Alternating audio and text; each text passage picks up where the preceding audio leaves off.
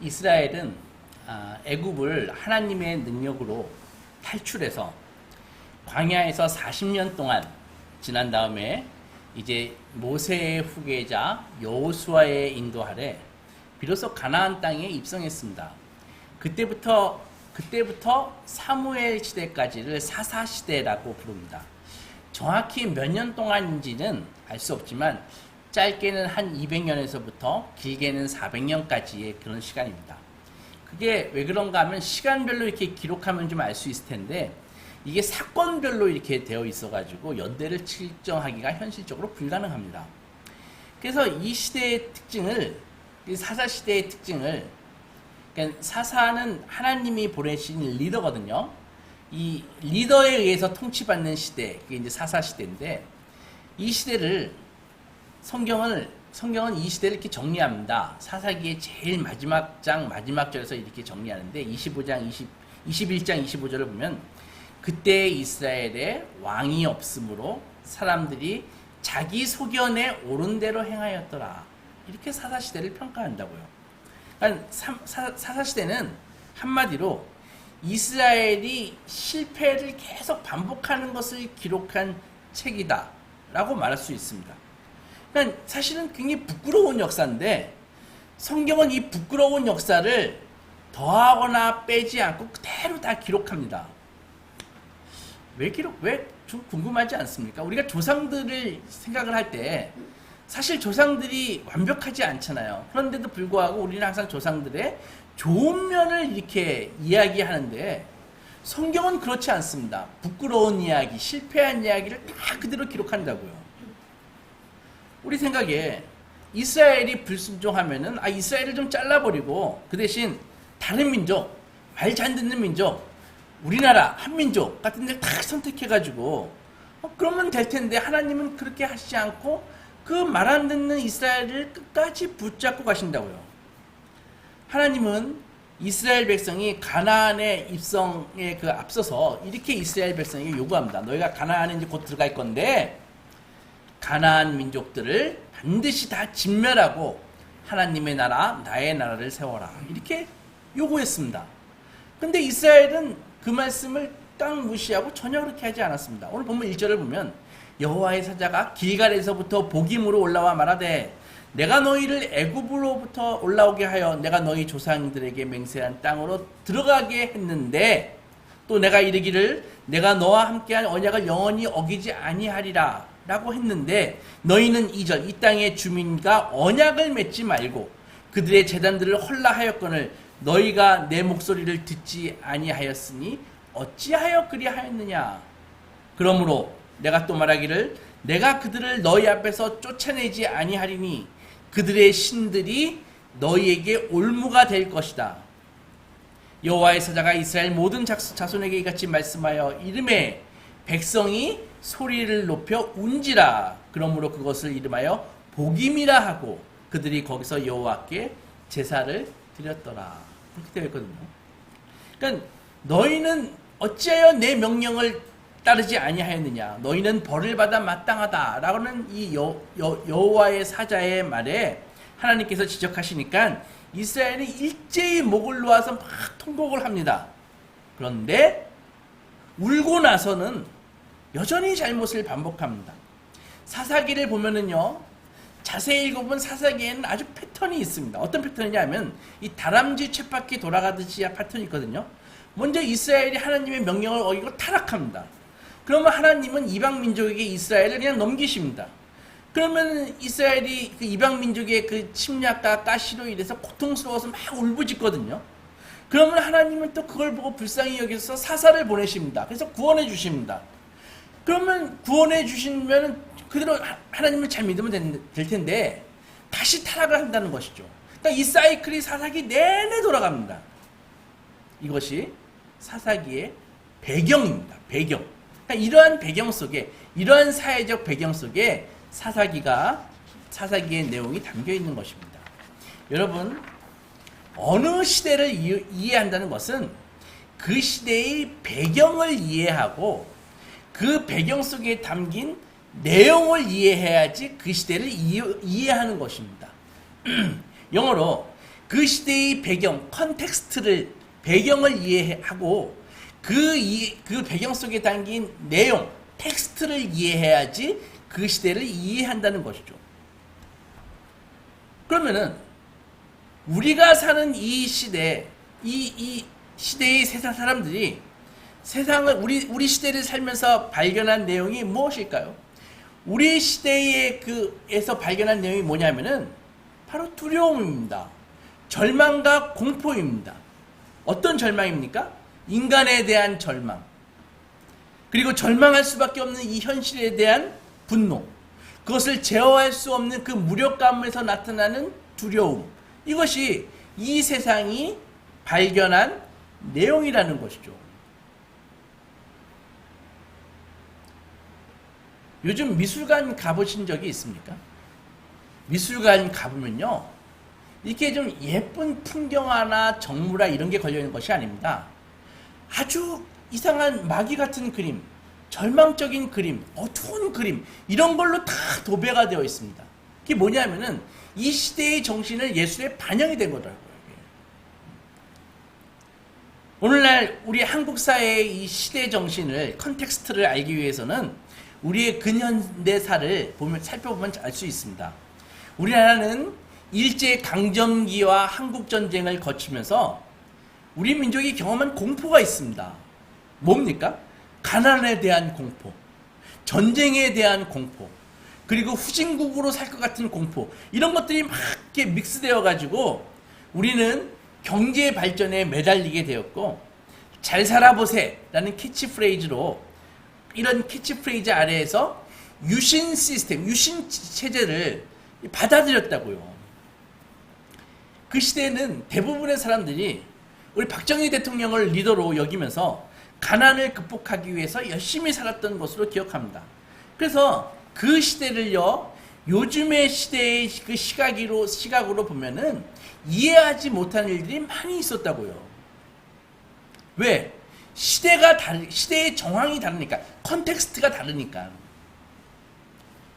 제가 초등학교 다닐 때 점심시간에 도시락 검사를 했습니다. 점심 먹기 전에 선생님이 교편 아시죠? 교편을 딱 들고, 교편 모르죠? 칠판 가리키는 몽둥이 있어요. 교편 가지고 점심 먹기 전에, 야, 도시락을 다 뚜껑 열어, 그렇게 얘기하신다고요. 그래서 뚜껑을 딱 다 열고 검사를 하십니다. 만약에 보리쌀이 섞여 있어야지, 쌀만으로 밥을 한 쌀밥을 나오면은 바로 앞으로 나와가지고 손 들고 서 있었습니다. 한참 벌을 받았습니다. 거의 매국노 취급을 받았습니다. 경제가 이렇게 어려운데 네가 생쌀밥을 먹어?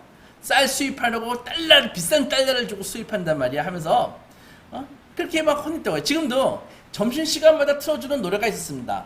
이 혼식 분식을 먹자라는 내용의 노래입니다. 쑥쑥 키가 큰다 힘이 솟는다 혼식 분식에 약한 몸 없다. 얼마나 틀어줬으면 제가 지금 50년이 넘어도 그 노래가 기억나겠어요?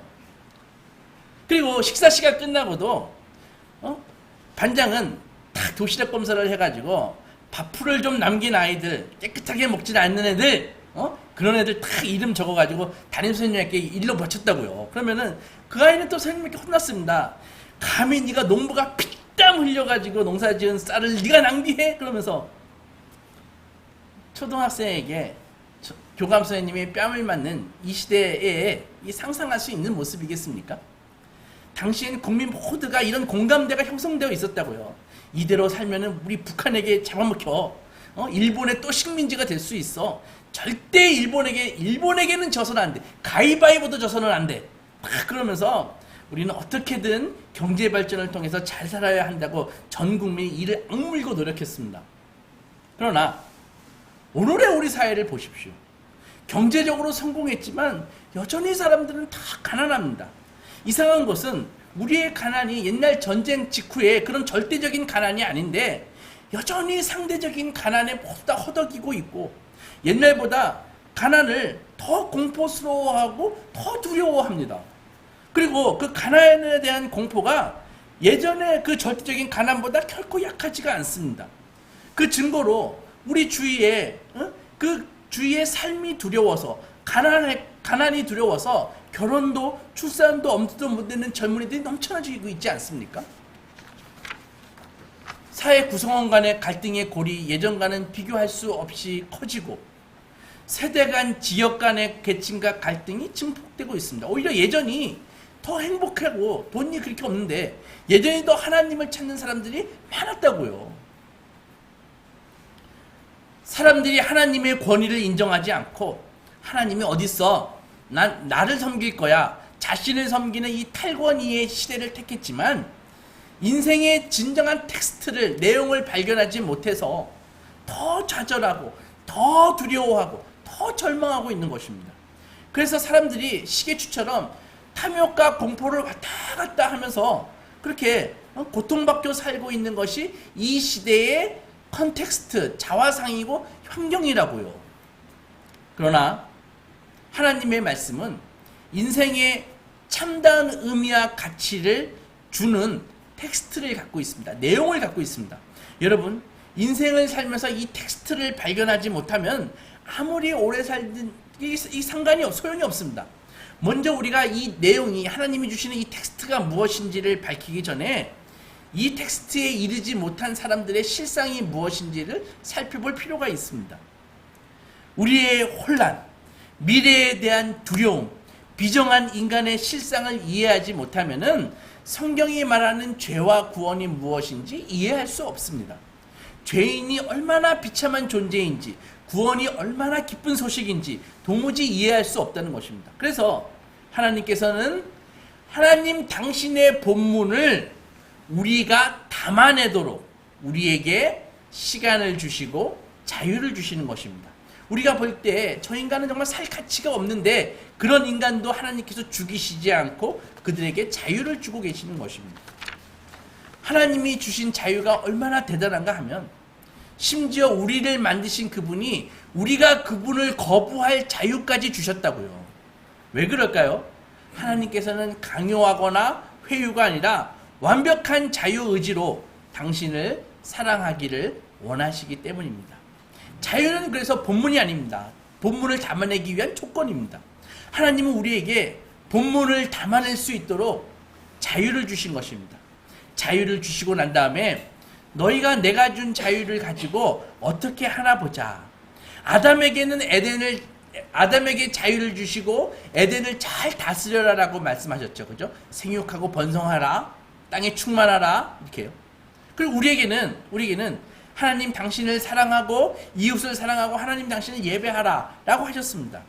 그래서 그 자유에는 만약에 하나님의 명령에 불순종하면 어떻게 되는지 살아봐라 라는 그런 뜻도 있다고요. 누가복음 15장 가면 우리가 잘 아는 탕자의 비유가 있습니다. 어떤 사람에게 두 명의 아들이 있었습니다. 하루는 둘째 아들이, 작은 아들이 아빠에게 가가지고 욕을 합니다. 아빠, 나에게 물려질 재산 있죠? 나에게 재산을 좀 물려주십시오. 이렇게.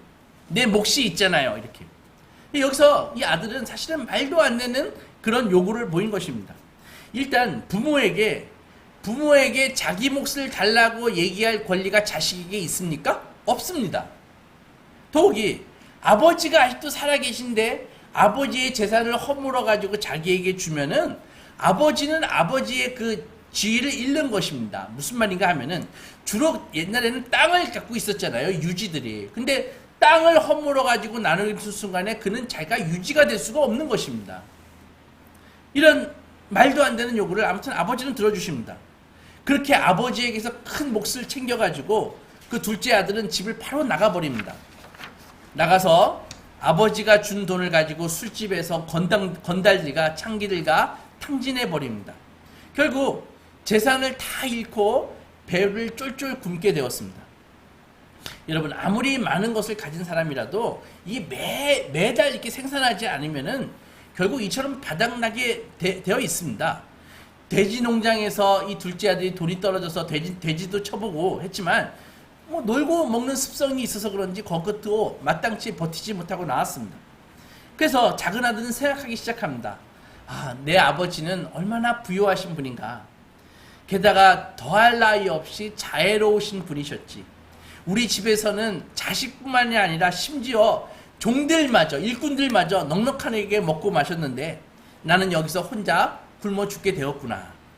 이제는 돌아가야겠다. 아버지에게 이제는 내가 자식 대접을 이제 바라지도 않고 차라리 나를 직원으로라도 써달라고 부탁해 봐야지 라면서 아버지에게 돌아가기로 했던 것입니다. 멀리서 아들이 오니까 아버지는 정말 신발도 안 신고 쫓아가가지고 달려가서 입을 맞추고 안아줍니다. 아들은 회개합니다. 아버지, 제가 하나님과 아버지께 죄를 지었습니다. 이제부터 저는 아들이 아닙니다. 아버지는 종들에게 무슨 말이냐? 내 아들에게 새 옷을 입혀라. 새 신을 신겨라. 새 가락기를 끼워라. 송아지를 잡아 잔치하자. 죽었던 내 자식이 돌아왔다. 잃어버렸던 내 자식이 살아서 돌아왔다. 기뻐하고 즐거워하자 하면서 막 잔치를 연다고요. 그때 첫 번째 아들이 밭에서 돌아옵니다. 그래서 보니까 자기 집에서 막 소리가 막 잔치 소리가 나거든요. 그래서 종들에게 물었죠. 이게 우리 집에서 무슨 잔치냐? 무슨 경사라도 났냐? 하니까 종들이 대답합니다. 당신 동생이 돌아왔지 않습니까? 무사히 돌아와서 당신 아버지가 지금 기뻐서 송아지를 잡고 잔치를 벌이는 중입니다. 이렇게 얘기하니까 첫째 아들이 그 이야기를 듣고 갑자기 분노가 치밀어 올랐습니다. 뭐? 잔치? 이게 말이 돼? 나 집에 안 돌아가. 아빠한테 나 집 안 돌아간다고 얘기해. 하니까 아빠가 조금 있다가 왔습니다. 얘야, 왜 집에 돌아오지 않니? 하니까 형이 대답했습니다. 아버지, 내가 여러 해 동안 아버지를 섬겨서 정말 아빠 말이라면 다 듣고 내가 쇠가 빠지게 난 반일만 했는데 그런 나에게 아버지는 염소 한 마리 잡아준 적이 있어요.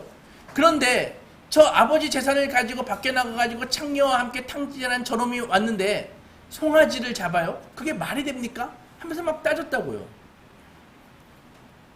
아버지는 얘야, 너는 나랑 항상 같이 있지 않니? 내 것이 다 네 것인데 네 동생은 살았다가 죽었다가 살아왔잖아. 잃었다가 다시 얻어서 우리가 즐거워하고 기뻐하는 것이 당연하지 않니? 이렇게 얘기하는 것이 예수님이 알려주신 비유의 끝입니다.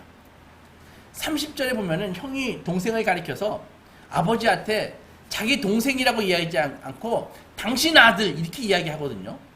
아버지한테 자기 동생을 가리켜서 동생이라고 하지 않고 당신 아들이 이렇게 이야기한다고요. 그러니까 이 형이 갖고 있는 이 분노가 얼마나 대단하다는 걸 알 수 있는 것이죠.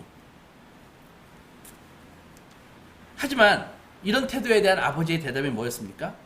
아버지와 아들은 그렇게 보상 관계로 그렇게 설명하는 관계가 아니야. 잘하면 얻고 잘못하면 벌 주고 빼앗는 그런 관계가 아니야. 내 아들아, 내 것이 다 너희들 것 아니니? 이렇게 얘기한다고요. 이것이 하나님께서 우리에게 자유를 허락하신 뜻입니다. 우리에게 마음껏 선택할 수 있는 자유를 주시고 우리 마음대로 저지르는 그 자유 가지고 마음대로 저지르는 못난 선택 그리고 그로 인한 참담한 결과들을 하나님께서는 끝까지 참아주시면서 기다려주시는 것입니다. 우리는 탕자처럼 황당하게 나에게 준 자유를 가지고 타락하고 망하고 빈털털이 돼가지고 돌아오는 일을 지금도 하고 있는 것이죠. 또한 탕자의 형처럼 몸은 아버지와 함께 있었지만 마음은 아버지로부터 더 멀리 떨어져 있어서 아버지의 뜻을 전혀 헤아리지 못하고 아버지의 그 풍성한 잔치도 전혀 누리지 못합니다. 용서와 넉넉함보다는 원망과 분노와 증오의 삶을 더 편안하게 느끼면서 살고 있는 것이죠. 아버지는 둘째 아들 탕자만 잃은 것이 아니라 사실은 첫째 아들도 잃은 것입니다. 그 두 아들은 어떤 삶을 살았습니까? 그들이 아버지로부터 받은 그 자유를 가지고 선택해서 어떤 삶을 살았나요? 동생은 빈털터리가 돼가지고 절망과 공포의 삶을 살았습니다. 형은 분노와 원망과 증오의 삶을 살았습니다. 그러나 하나님 아버지께서는 우리가 한 대로 갚지 않으시고 오히려 우리가 한 그 못난 선택 속에서 우리를 항복시키십니다. 여러분, 우리가 선택한 그 결과인 공포와 절망을 마주하는 자리, 그 자리를 반드시 거쳐가지고 와야 되는 것입니다. 그래야 우리가 결정한 것이 결국 무엇인지를 알 수 있게 되는 것입니다. 우리가 그 공포를 대면하지 않으면 자신이 어떤 존재인지 모릅니다. 그렇게 되면 회개가 뭔지, 구원이 뭔지 알 수가 없습니다. 교회는 사회적으로 성공한 사람들이 모이는 곳이 아닙니다. 도덕적으로 깨끗한 사람들이 모이는 곳이 아닙니다. 우리 모두 다 죄인입니다. 작은 아들로 살아본 적이 없는 사람은 결단코 신앙의 본질에 도달하지 못합니다. 큰아들로 살면서 자기가 몸은 아버지와 함께 있었지만 자기 동생과 똑같이 아버지로부터 진짜 멀리 있던, 영적으로 멀리 있던 존재라는 것을 깨닫지 못한 한 집 나간 동생과 똑같다는 것이죠. 동생이 돌아왔듯이 형도 돌아와야 되는 것입니다. 우리 모두는 다 아담의 자손입니다. 아담이 한 짓이 뭐예요? 선악과를 먹고 하나님처럼 되어 하나님과 관계없이 살아보겠다. 그것입니다. 나 하나님 없어도 괜찮아. 나 예배 안 드려도 괜찮아. 나 믿음 떠나도 괜찮아. 문제없어. 이러고 사는 것이 아담이라고요.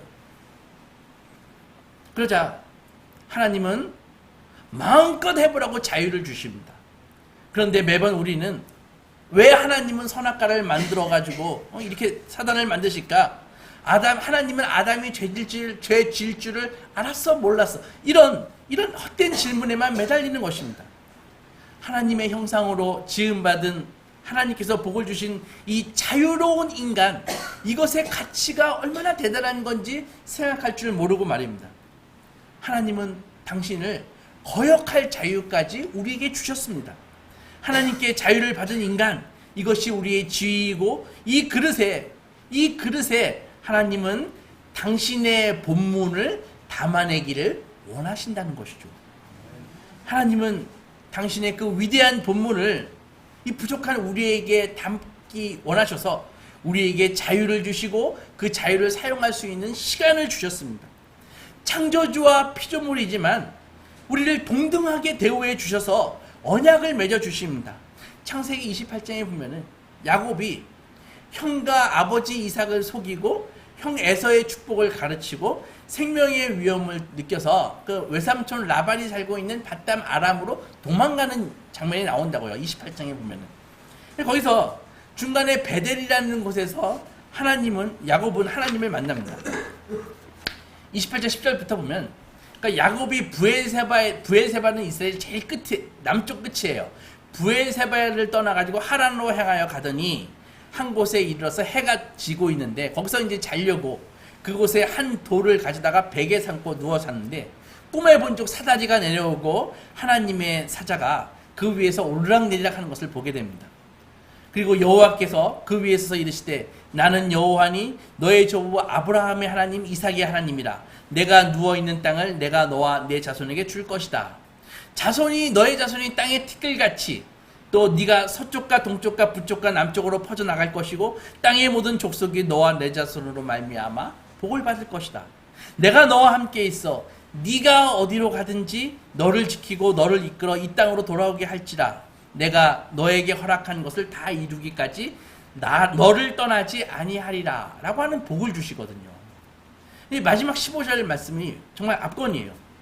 내가 너를 떠나지 아니하리라. 그 말씀의 전제가 뭐였냐 하면은 네가 어디로 가든지 그거였거든요. 그러니까 네가 어디로 가든지 나는 너를 떠나지 않을 것이다. 이 말씀을 하시는데 이게 뭐예요? 네가 어디로 가든지라는 것의 그 말은 네가 무슨 선택을 하든지 네가 살면서 어떤 선택을 하든지 네가 살아가면서 내가 너에게 준 자유를 가지고 네가 무슨 일을 벌이든지 간에 나는 너를 떠나지 않겠다라는 약속이라고요.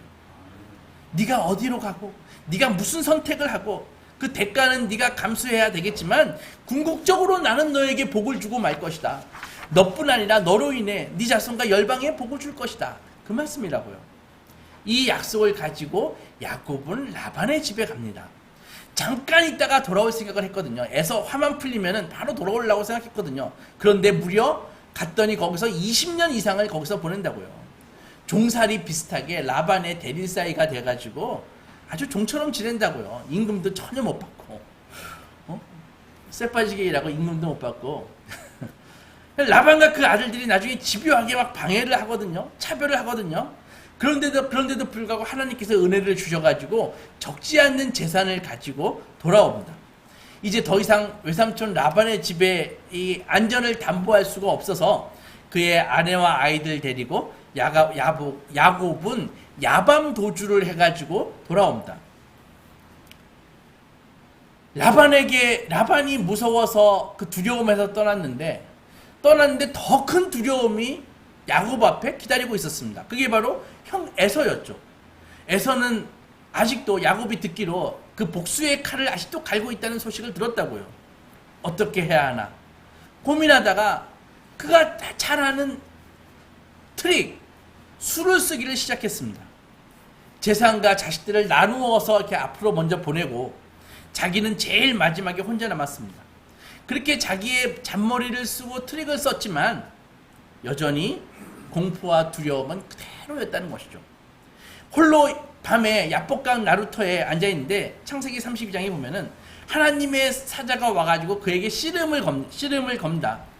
밤이 새도록 씨름을 하는데 이거는 레크레이션이 아니라 거의 전투와 같은 씨름을 한다고요. 그래가지고 그의 엉덩이뼈를 쳐버려가지고 엉덩이뼈를 부러뜨려 버립니다. 그렇게 치명상을 입고 영구 장애를 입은 것이죠. 그래도 삿발을 놓지 않았습니다. 날이 밝아오고 하나님의 사자는 놔라, 나는 이제 가야 되겠다 하니까 야곱은 절대 못 놓는다. 나를 축복해 주십시오. 네 이름이 무엇이냐? 내 이름은 야곱입니다.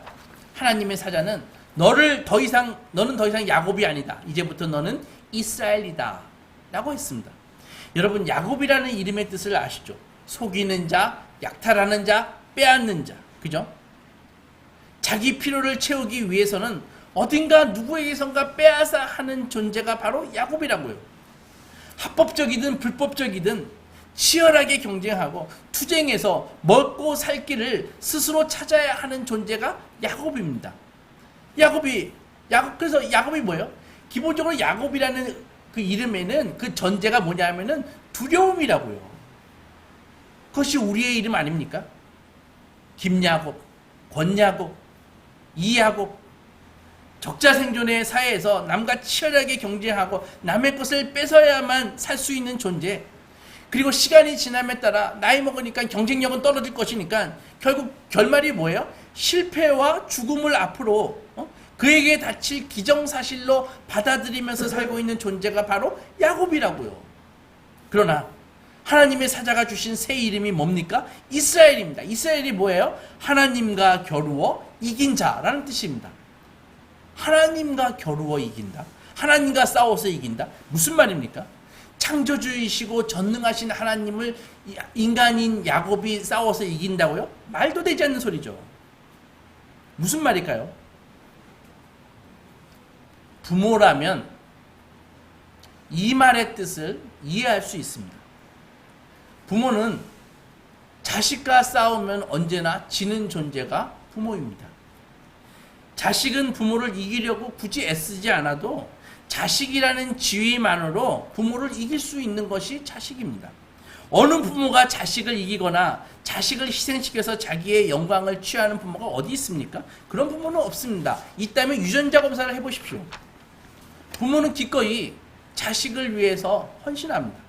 우리에게 불명예스러운 이름 야곱 대신에 새로운 이름 이스라엘을 지어주신 하나님은 우리에게 이렇게 말씀하고 계시는 것입니다. 사랑하는 나의 아들아, 나의 어여쁜 딸아, 너는 나를 이기는 자란다. 너의 모든 운명을 복되게 하려고 너에게 자유를 주고 복을 주었다. 네가 어떤 선택을 하든 내가 준 자유를 가지고 네가 어떻게 살든 나는 너와 함께 하겠다. 너는 나의 독생자 예수의 생명을 대가로 얻은 나의 자녀이기 때문이다. 사랑하는 소망교회 성도 여러분, 삶의 여정 속에서 우리는 하나님께 받은 이 자유가 부담스러울 때가 많이 있습니다. 계속 실패하거든요. 내가 선택한 결과가 계속 잘못된 것만 선택하고 지금까지 살았거든요. 그래서 선택은 마음대로 해놓고 그 결과는 난 몰라요, 하나님께서 책임지세요, 이렇게 이야기하기도 합니다. 그러나 하나님은 말씀하십니다. 나는 너를 힘으로 굴복시키지 않는다. 나는 너를 종으로 부른 것이 아니라 자녀로 불렀다. 너는 나의 아들과 딸이다. 비록 시간이 걸리더라도 나는 너희를 강압적으로 끌고 오지 않겠다. 세상에서 절망과 공포를 충분히 만난 다음에 오너라. 갈라디아서 5장에서 1절에 그리스도께서 우리를 자유롭게 하려고 자유를 주셨으니 그러므로 굳건하게 서서 다시는 종의 멍에를 매지 말라라고 하셨습니다. 여러분, 하나님이 허락하신 이 하나님의 자녀라는 이 지위를 귀하게 여기십시오. 그것과 세상적인 사사로운 이익과 결코 바꿔서는 안 됩니다. 하나님께서는 이 지위를 우리에게 주시기 위해서 당신의 아들 예수 그리스도를 십자가에서 못 박으면서까지 그 피값으로 본질상 진노의 자녀인 우리를 양자로 입양하셨습니다. 하나님은 우리에게 자유와 시간을 주셨습니다. 탕자는 그 시간을 가지고 아버지 재산을 탕진하고 그렇게 살았습니다. 야곱은 20년간 기나긴 방황의 시간을 살았습니다. 여러분들은 그 자유를 가지고 지금까지 어떻게 사셨습니까? 세상 속에서 그 자유를 가지고 살면서 만난 것이 무엇이었습니까? 세상의 본문이 무엇이었나요? 두려움과 절망이라고 말씀드렸습니다. 그러나 하나님이 주신 이 본문은 생명과 진리, 믿음과 사랑입니다. 우리가 하나님께 순종하면 그 순종하는 것에 비례해서 이 본문은 반드시 열매를 맺게 되어 있습니다. 성령의 9가지 열매를 맺습니다. 사랑과 희락과 화평과 오래 참음과 자비와 양성과 온유와 절제, 이 성령의 열매를 막을 수 있는 것은 아무것도 없다고 했습니다. 공포에 지지 말고 성령의 열매를 맺으십시오. 이것을 위해서 주께서 자유를 주시고 우리에게 시간을 주신 것입니다. 오늘 사사기가 우리에게 보여준 인생이 바로 이것입니다. 이제는 세상에서 돌아와 하나님께 여러분의 삶을 바치시고 하나님의 자녀로서 참된 명예를 되찾으십시오. 진리와 생명과 자유 안에 거하십시오. 우리는 더 이상 두려움에 떠는 야곱이 아닙니다. 하나님과 승리를 공유하는 이스라엘입니다. 하나님은 우리에게 자유를 주시고 삶의 상황을 주셨습니다. 이 컨텍스트를 주셨습니다. 우리는 주어진 삶의 상황 속에서 뭔가를 적어가야 됩니다. 앞으로 무엇을 써내려 가실 생각이신가요? 여러분의 인생에 무엇을 적을 것입니까? 세상을 따라가면 공포와 절망으로 아마 여러분의 글을 마무리하셔야 될 것입니다. 그러나 다른 결말의 본문이 있습니다. 그것은 하나님께서 주시는 본문이죠. 우리 인생 노트에 우리는 하나님의 본문을 우리 삶에 담아내셔야 됩니다. 이것이 진리와 최종 승리의 본문이기 때문입니다. 아무쪼록 하나님의 본문을 순종으로 담아내셔서 풍성한 열매 거두시는 소망의 자녀들이 되시기 주님의 이름으로 축원합니다. 아멘.